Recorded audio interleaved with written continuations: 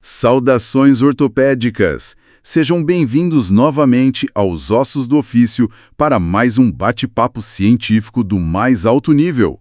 Aqui estamos nós, seus colegas de plantão, Senior and Junior. Já vai deixando seu like para que este conteúdo chegue a muito mais gente que usa todas as mídias para estudar e se aprofundar.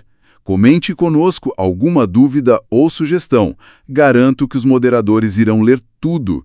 E não se esqueça de compartilhar com seus colegas para depois conversarem, debaterem e se aprofundarem no assunto estudado. Isto ajuda a fixar o assunto em estudo. Esta nossa conversa é um estímulo passivo para você se acostumar com o tema, despertar a curiosidade e verificando quais são as suas dificuldades a vencer. Depois vem o estudo ativo com os pacientes, estudo de casos e aprofundamento no livro-texto. Ouça quantas vezes for necessário, até consolidar na memória, até ter a certeza de que entendeu e de que reteve o suficiente para ensinar um interno. Ouçam também os áudios da playlist no trânsito, no Uber, na academia, no plantão, no refeitório ou antes de dormir.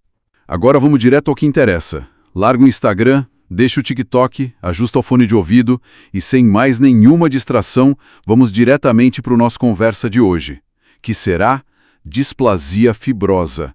Então foco na atenção, senta, que lá vem história. Muito obrigada pela introdução.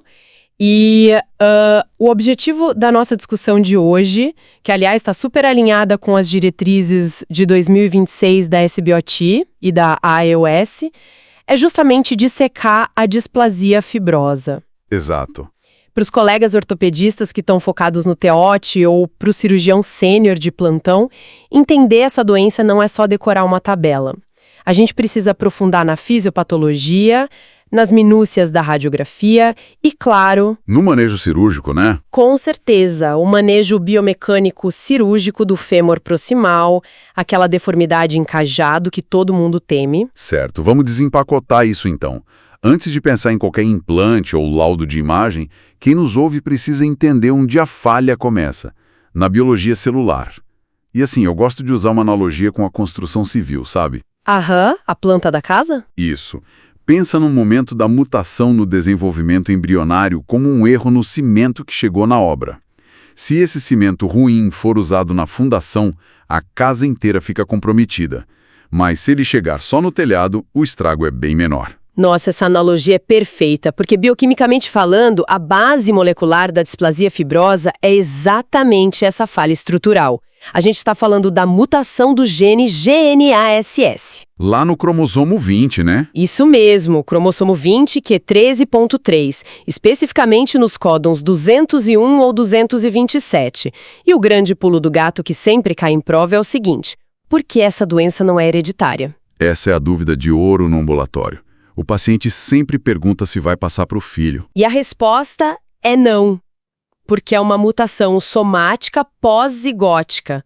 Ou seja, o zigoto era anormal, a falha ocorreu depois, nas primeiras divisões celulares, gerando aquele mosaico genético, o mosaicismo. Exatamente. E o que essa mutação faz? Ela causa uma ativação constitutiva da adenilato ciclase. Fica ligada direto. Fica no automático. Exato. Isso eleva de forma sustentada o AMP cíclico dentro da célula e o resultado final é uma falha na maturação do osteoblasto. A célula precursora não vira osso adulto. E epidemiologicamente, a gente vê isso se traduzir de 3 formas, né?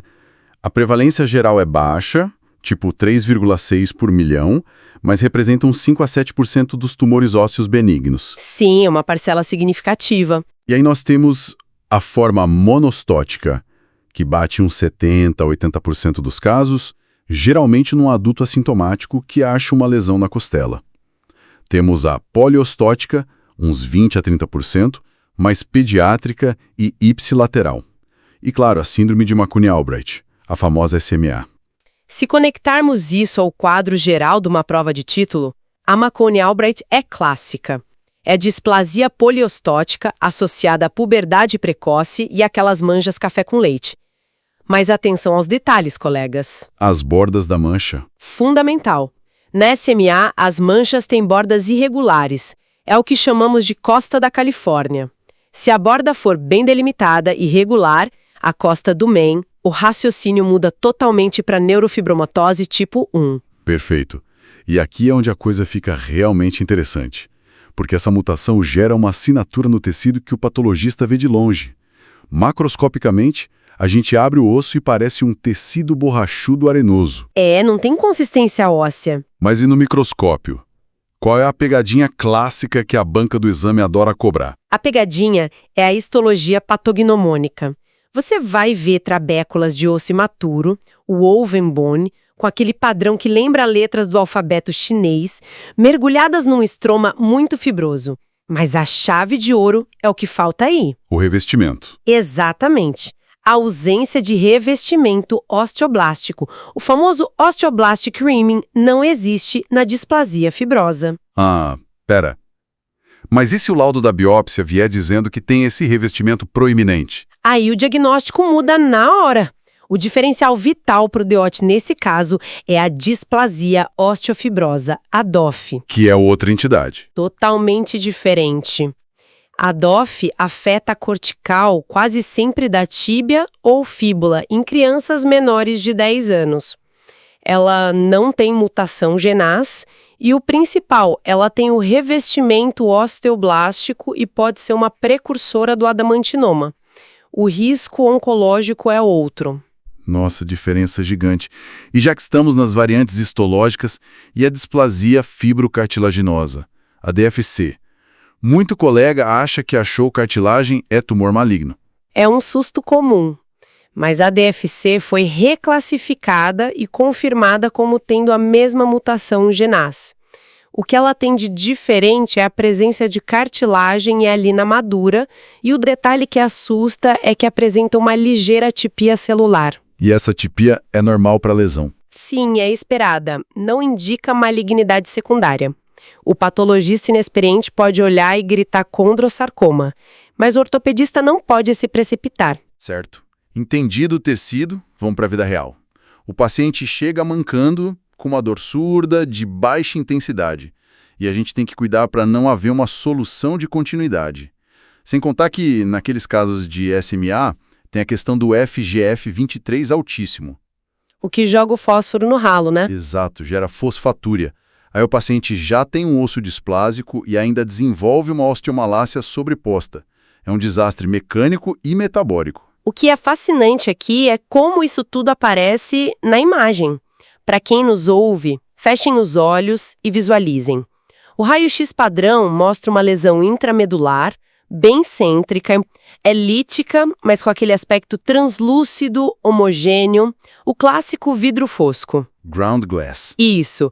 Os limites são super bem definidos, frequentemente é expansiva, então você vê um afilamento e um abaulamento da cortical, mas preste atenção, sem erosão franca ou ruptura. E também sem reação periosteal, certo? Sem reação periosteal na fase benigna e sem invasão de partes moles.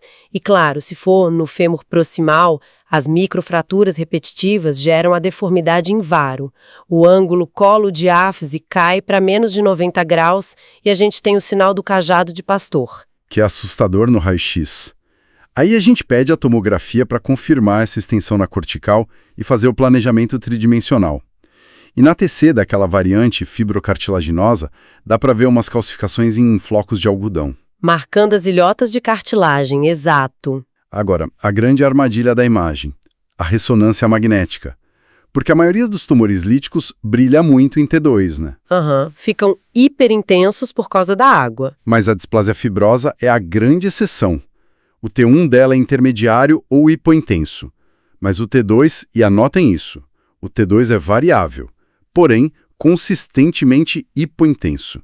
Fica escuro. Escuro no T2. Isso mesmo. É isso que diferencia ela da grande massa de tumores líticos. A matriz é muito fibrosa, não tem líquido livre para brilhar no T2. Sensacional. Bom, imagem feita, vamos para o arsenal terapêutico. A gente não cura a falha genética, então o foco é a estabilidade. O conservador é basicamente bloqueio osteoclástico, certo? Certo. O ácido zoledrônico intravenoso anual é a base com melhor nível de evidência. Reduz a dor e o turnover. A gente também tem o denosumab, que é usado off-label e é super potente. Mas o denosumab tem aquele alerta gravíssimo, não tem? Gravíssimo, o rebote osteoclástico.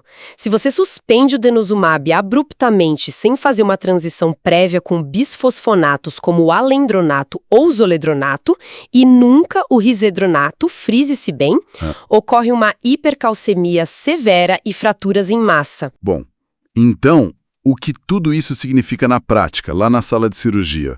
Usando outra analogia, a gente não está tentando curar uma madeira apodrecida. A gente precisa reforçar a viga com aço. Exatamente. O dogma biomecânico aqui é implacável. Todo enxerto ósseo na displasia fibrosa, seja ele autólogo, da crista do paciente, ou halógeno de banco, ele vai reabsorver. Invariavelmente. Invariavelmente. Então, a fixação metálica interna é absoluta e inegociável. E não serve qualquer fixação. Implantes de compartilhamento de carga, o load sharing, são mandatórios. Placas com parafusos falham absurdamente pela concentração de estresse na ponta distal. O osso é fraco, a placa aguenta tudo sozinha e acaba soltando ou quebrando. E para o fêmur encajado, qual é a estratégia? A estratégia de ouro é a haste intramedular. Pode ser anterógrada, cefalomedular ou retrógrada customizada, mas sempre com 2 parafusos cervicais cruzados, o cross-pinning. E tem aquela técnica clássica dos 5 passos, né? Do Denis Dayalan. Como que a gente eleva aquele ângulo de 90 graus para 129? Essa técnica é brilhante. Passo 1, osteotomia de fechamento lateral no ápice da deformidade. Passo 2, retira-se essa cunha para conseguir corrigir o eixo. Passo 3, e aqui parece contraintuitivo, usa-se um enxerto de fíbula. Pera, mas o enxerto não reabsorve? Reabsorve. Mas nesse caso, ele atua temporariamente como um escoramento mecânico, um estrute estrutural para a passagem da haste. Esse é o pulo do gato. Passo 4, a própria haste intramedular com os parafusos cervicais. E o passo 5, enxerto esponjoso para preencher o espaço morto. Uma obra de engenharia pura. Mas aí a reconstrução é um sucesso e a gente manda o paciente para casa. Só que isso levanta os red flags, o segmento a longo prazo. Isso levanta uma questão importantíssima. As complicações sistêmicas são reais. Por exemplo, na variante crânio-facial, se houver compressão do nervo óptico pelo osso displásico, é emergência. Descompressão cirúrgica imediata para não perder a visão. E a pior de todas, que assombra todo cirurgião ortopédico, a transformação maligna. O pesadelo. Acontece em menos de 1% dos casos, mas quando acontece, primariamente vira um osteosarcoma. Como que o colega suspeita disso clinicamente? Aquele paciente que tinha uma dor leve, controlada e, de repente, começa a ter dor progressiva em repouso. A lesão tem um crescimento rápido e o raio-x que antes só mostrava abaulamento agora tem destruição cortical nova e a temida reação periosteal do tipo sol nascente. Sol nascente, claro. E qual é a grande iatrogenia que o médico nunca pode cometer aqui? A radioterapia, ela é absolutamente contraindicada. Nunca irradie uma displasia fibrosa. Ela é o fator desencadeante primário dessa malignização para o sarcoma. É assinar a sentença do paciente. Bom, antes de irmos para os recados finais, eu preciso abrir um parêntese rápido para uma pegadinha de nomenclatura. A displasia fibrocartilaginosa focal. A DFFCF. Ah, essa confunde muito. Pois é, ela tem um nome parecido, mas é totalmente diferente daquela DFC intramedular que a gente falou. A DFFCF é uma lesão benigna que dá ali no córtex medial ou no periósteo da tíbia proximal. Geralmente em lactentes, né? Crianças menores de 3 anos. Isso. E não tem mutação genaz. Ela forma tipo uma âncora fibrosa na parte medial e como a tíbia continua crescendo do lado lateral, a perna vai entortando. Gera uma tíbia vara progressiva. E o manejo depende do ângulo varodiafisaro, correto? Perfeito. Se o ângulo VD for menor que 30 graus, a gente só observa, porque costuma resolver sozinho. Agora, se passar de 30 graus ou tiver progressão clara, aí a indicação é a excisão cirúrgica da lesão para soltar essa âncora. Super claro. Bom, depois de toda essa avalanche de informações, a gente precisa de um resumo direto para aplicação clínica imediata. Qual é o take-home message estruturado que os colegas precisam gravar? Vamos lá, em 15 pontos essenciais. Vou começar com a biologia. Ponto 1. A mutação do GNAS é somática pós-zigótica, portanto não é hereditária. Certo. 2. O tecido tem woven bone, sem revestimento osteoblástico, sem o rimming, isso é patognomônico. 3. O fêmur proximal com a deformidade encajado e ângulo menor que 90 graus é o grande desafio biomecânico. E sobre a parte clínica? Ponto 4. As manchas café com leite da Makuni Albright têm bordas irregulares à costa da Califórnia. 5. Na SMA, pesquise sempre fosfatúria mediada pelo FGF23, porque gera osteomalácia. E na imagem? 6. Radiograficamente, é uma lesão expansiva intramedular com aspecto de vidro fosco. 7. Não existe ruptura cortical ou reação periosteal na lesão benigna. E a armadilha da ressonância? Ponto 8. A RM exibe consistentemente T2 hipointenso, muito importante. 9. A variante fibrocartilaginosa exibe nodulações calcificadas, que são a cartilagem hialina. Perfeito. Entrando no manejo. 10. O ácido zoledrônico IV é o esteio para o controle de dor crônica. 11. A interrupção abrupta do denosumab causa hipercalcemia e fraturas por rebote osteoclástico severo. Essa ponte com o zoledronato não pode faltar. E na cirurgia? 12. Todo enxerto ósseo está fadado à reabsorção. A fixação metálica é inegociável. 13. Sempre use dispositivos de compartilhamento de carga para o fêmur, tipo hastes intramedulares, nada de placas. E fechando com os red flags. 14. Transformação maligna é rara, menos de 1%, e o osteosarcoma é o mais comum. E 15, para não esquecer jamais, a radioterapia é absolutamente contraindicada por causa do risco altíssimo de sarcomatização. Que baita revisão estruturada. E para fechar essa discussão com um pensamento bem provocativo, considerando todo o avanço genético, nós já temos estudos usando análise de DNA livre circulante, o cell-free DNA, para detectar a mutação GNAS direto numa amostra de sangue periférico. O que é revolucionário, né? Exatamente. Fica a pergunta no ar para quem nos ouve. Será que estamos prestes a diagnosticar e monitorar a displasia fibrosa definitivamente só com o exame de sangue, sem nunca mais precisar encostar um bisturi para fazer biópsia óssea? Fica essa reflexão para o futuro da nossa especialidade. Uma reflexão muito bem-vinda. O papo está bom, mas... Bem, por enquanto é só pessoal. Hasta la vista, we will be back. Bye bye.